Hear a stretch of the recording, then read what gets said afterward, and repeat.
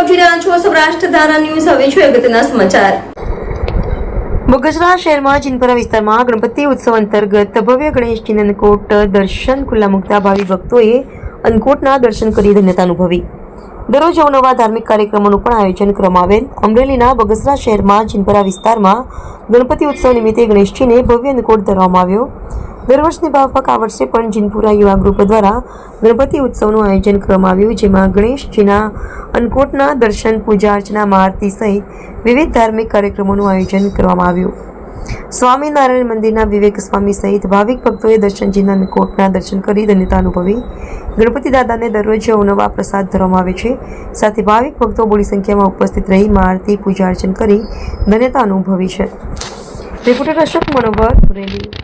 બગસરા યુવા ગ્રુપ દ્વારા ગણપતિ મહોત્સવ 15 વર્ષથી આયોજન કરવામાં આવે છે અને ખૂબ જ સરસથી આયોજન કરવામાં આવે છે।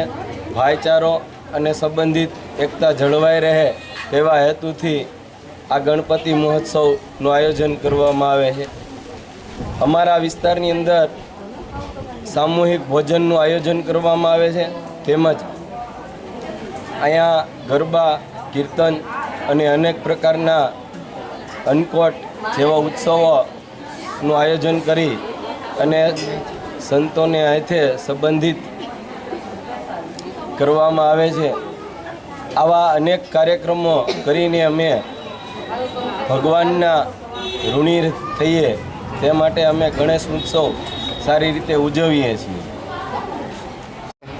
જીનપરા યુવા ગ્રુપ દ્વારા બગસરામાં અમારે જે આ જીનપરામાં ગણપતિ ઉત્સવ અમે 13 વર્ષથી કરી રહ્યા છીએ। એક ધાર્મિક કાર્ય છે જે 13 વર્ષથી સતત કરીએ છીએ। રોજ 300 માણસની પ્રસાદી બાટીએ છીએ અને છેલ્લે દિવસે અમે 500 માણસનું રસોડું પણ કરીએ છીએ। અને આ તહેવારમાં અમે રોજ એક કીર્તનનો કાર્યક્રમ કરીએ છીએ, બીજે દિવસે સુંદરકાંડનો કાર્યક્રમ કરીએ છીએ, બીજે દિવસે કથાનો કાર્યક્રમ કરીએ છીએ અને આજની તારીખમાં અમે અન્નકૂટનો પણ કાર્યક્રમ કર્યો હતો, જે આજે સંતોના દ્વારા આરતીનું આયોજન પણ કર્યું હતું। અને અમારી ધાર્મિક આ કાર્યક્રમ અમે ઉજવી રહ્યા છીએ અને આપણે હજી પણ ઉજવી રહીશું। જય શ્રી ગણેશ।